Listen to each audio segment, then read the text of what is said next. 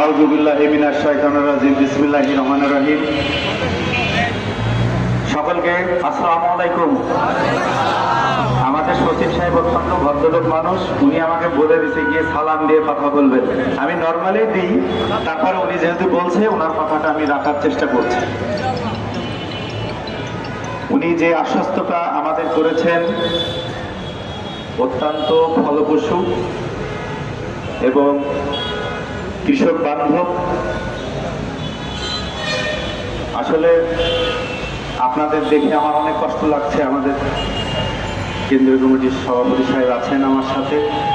আপনারা এই রোদের ভিতরে এই আন্দোলন বা মানববন্ধন এই প্রোগ্রামটি আমাদের সফল করার জন্য আপনারা অনেক দূর থেকে এই ঢাকাতে আসছেন। এর জন্য আপনাদের কাছে আমার কেন্দ্রীয় কমিটির পক্ষ থেকে কৃতজ্ঞতা প্রকাশ করছি। আপনারা ভালো থাকবেন। আমরা অনেক দুঃখ ভরা মন নিয়ে, অনেক কষ্ট নিয়ে এই কমিটি আমরা পরিচালনা করছি। সেই বিষয়ে হয়তোবা এখন আপনাদের সামনে কিছু বলবো না, হয়তো কোনো একদিন আল্লাহ যদি চান অবশ্যই বলবো।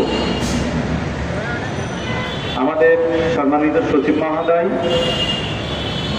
উনি আমাদের যে বার্তাটা দিয়েছেন, আপনারা এত হাজার লোক ঢাকাতে অবস্থান করছেন, এটা আমার খুব কষ্ট লাগছে এবং আমার হার্ট বিট বেড়ে গেছে। আপনারা এই রোদে কিভাবে আছেন? তা আমরা আমাদের বক্তব্য, আমি আমার সম্মানিত সভাপতি সাহেব, আমরা আমাদের বক্তব্য খুব বিনয়ের সাথে ওনাকে আমরা তুলে ধরেছি।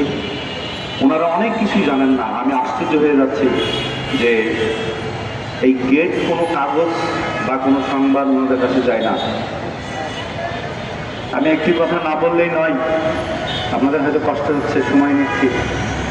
আমি একদিন এই যে গত 11 তারিখে একটা কথা বলছিলাম আমাদের কেন্দ্রীয় ঈদগাহ মাঠে, যে আল্লাহ, আমি মেহেরপুর জেলা সভাপতি সেক্রেটারি ছিলাম 12 বছর, সভাপতি আছি বাকি এখন পর্যন্ত।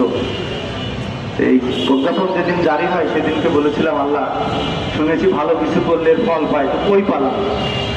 এই কষ্টটা আমার মনে ছিল।